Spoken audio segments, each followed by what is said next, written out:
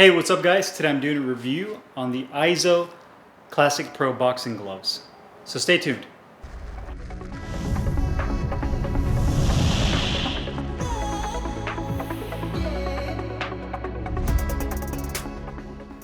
Hey, what's up guys? Carlo here. Today I'm doing a review on the Eizo Classic Pro Boxing Gloves.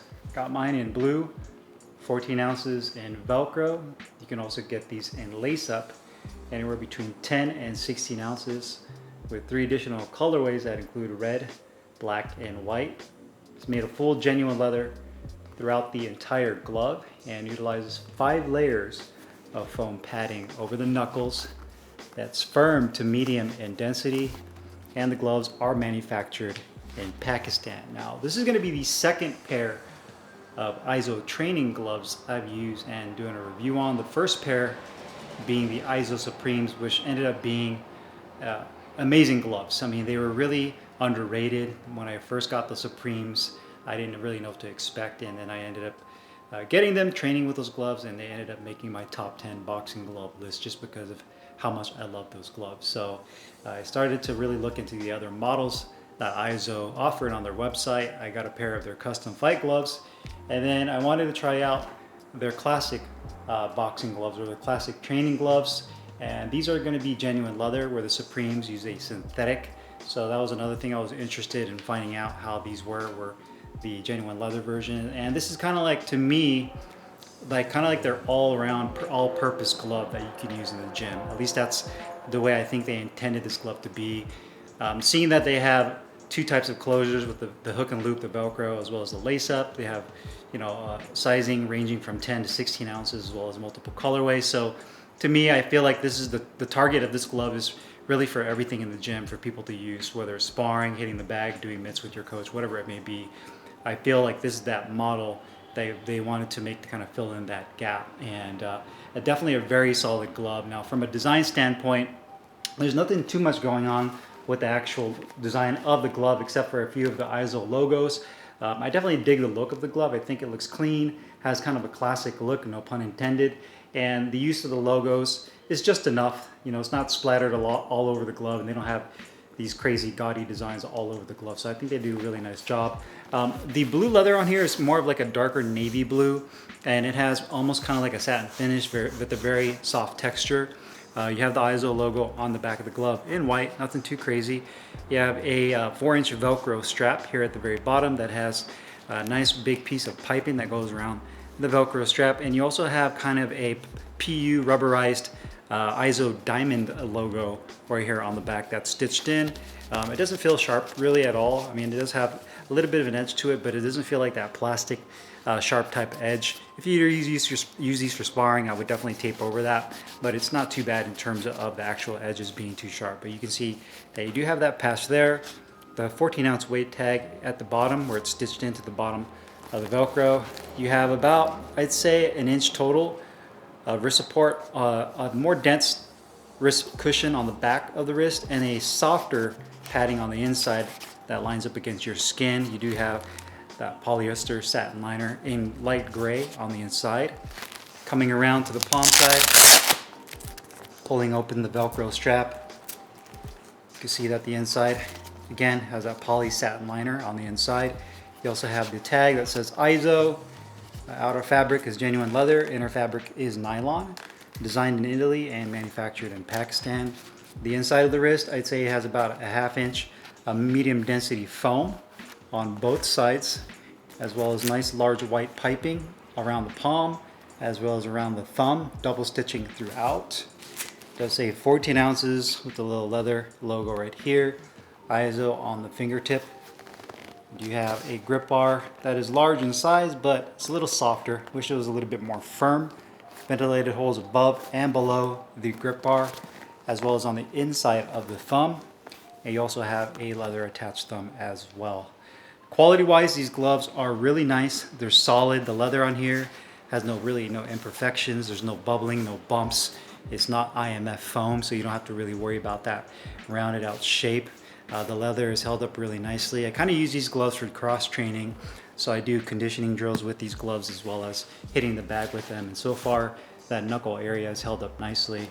The stitching throughout the entire glove is done very nicely right here on the outside edges, on the back where the hinge point is at, on that outside edge as well. Everything looks really clean. The attached thumb looks good. Where the thumb meets the index finger, looks really clean. The seam right here between the thumb and the back of the glove.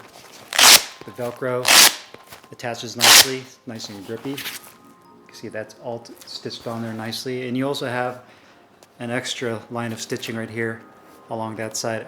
Instead of just the outside edge right here, you also have that to reinforce the Velcro strap. Inner liner looks fine. You have just a little piece right here of the elastic. Nothing too crazy. Just get a scissor and nip that off. Everything looks really good. The area that I would say is the biggest opportunity with this glove is going to be the weight. When I put these on the scale, I believe this left glove was at 14.7 and the right glove was at 15.4 ounces. So not only are they off weight with each other, the left and the right glove, but they're completely overweight from their advertised weight of 14 ounces. So this is over by about 0.7, where the right glove is over by about 1.5 ounces. So to me, they're really gonna have to get that dialed in. It's not a huge deal just because I've seen it so many times before in other gloves. For training gloves, it really doesn't bother me. But for the sake of putting them on the scale and weighing them, obviously we want to see how much they weigh and how much detail they're putting, or should I say quality control that they're putting into these gloves before they send them out and put them on the scale, because we've seen other brands before that really have it dialed in. Obviously Winning, they do a great job of just make sure that the gloves weigh the exact amount, and they have to weigh it. That's the only way they're going to know that the gloves are on point. You're not going to have a glove that's a 16-ounce glove and both gloves are identical at 16 ounces just by chance. You're actually going to have to put it on the scale when they're manufacturing it and when they're putting the foam into the glove to verify that the weight is correct. So to me, that's kind of the biggest opportunity with this glove, is going to be the weight. Everything else with the glove is done very nicely. You can see I grabbed the back, the bottom portion of the cuff right there, at the top, there's no sagging, so the distribution of weight throughout the entire glove is really good. Feels nice and rigid, and the leather is held up really nicely. So outside of the weight, everything else about the glove is really nice. Comfort, another big thing about Eizo, like I loved about the Supremes. And the Supremes are some of the most comfortable gloves I've worn, and that's what my hope was when I got these classics, was that they would have the same level of comfort and broken in feel, and they kind of do. Now the thumb feels really good. The thumb positioning is nice and parallel. The thumb compartment, should I say, when I make a fist, it doesn't pull down too much down on the thumb, so I don't feel like my thumb jams. Wrist support on the back as well as on the palm side facing feels really comfortable. The stitching right here, this piping, isn't too tight around the fat part of my thumb. The finger compartment is nice and deep. It also has an extra piece of neoprene padding that covers the stitching, but this glove is not as soft as the Supremes. These are a little bit more takes a little bit more of a break-in period, a little more stiff right off the bat. So opening and closing your palm compared to the Supremes, it's definitely not as easy. It's going to take more time to really break that foam in, and that has more to do with the density of this foam. The Supremes to me are a little bit softer, a little bit more spongier feeling. You get a little bit more feedback from them, and you can open and close your hand with relative ease. With these, the foam being a little bit more dense and just not able to open and close your hand as easily, it's going to just take time for you to be able to do that, to really give yourself that open and close flexibility, especially for those of you that are always catching your shots, opening your hand to parry shots.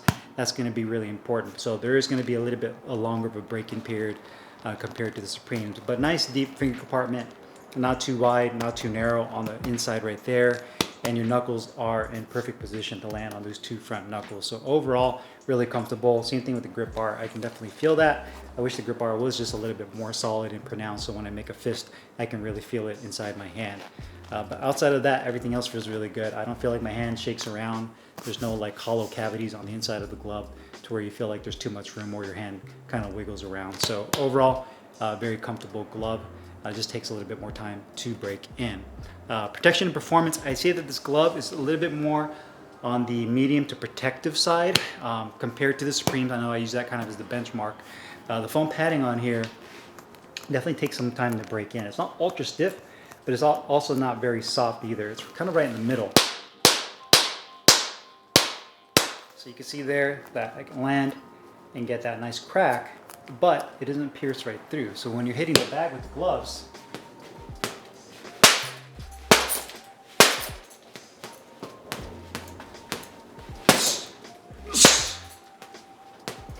get a good amount of shock absorption. I would feel like that's probably the biggest takeaway in terms of the performance of this glove, is how well it absorbs shock, but also allowing you to have the feeling that you're actually landing on your front knuckles rather than it being too rounded out and feeling like you're kind of landing more on this portion of your hand. So I feel like you can really put your hand in the correct placement, but also get that shock absorption that you're looking for. Definitely would say it's more dense. You know, I'm trying to think of ways to compare this to other styles of padding. You know, I would probably say that these are comparable to maybe like the Sabas Pro Series gloves from a long time ago in terms of the density of the glove. Definitely more dense than like winning MS Series gloves or even those combat corner gloves. Not as dense as like an IMF glove. I'd say kind of in between those two. But I could definitely say that once these start to really soften up, then you'll really get the most benefit of this style of padding. But definitely more on the protective shock absorbent side. Cost-wise, these gloves retail at $159. So if we round up, let's just say these are $160 gloves. I think that's a fair deal, especially considering this is full leather, very comfortable. You have a good variety of sizes, closures, and colorways you can choose from.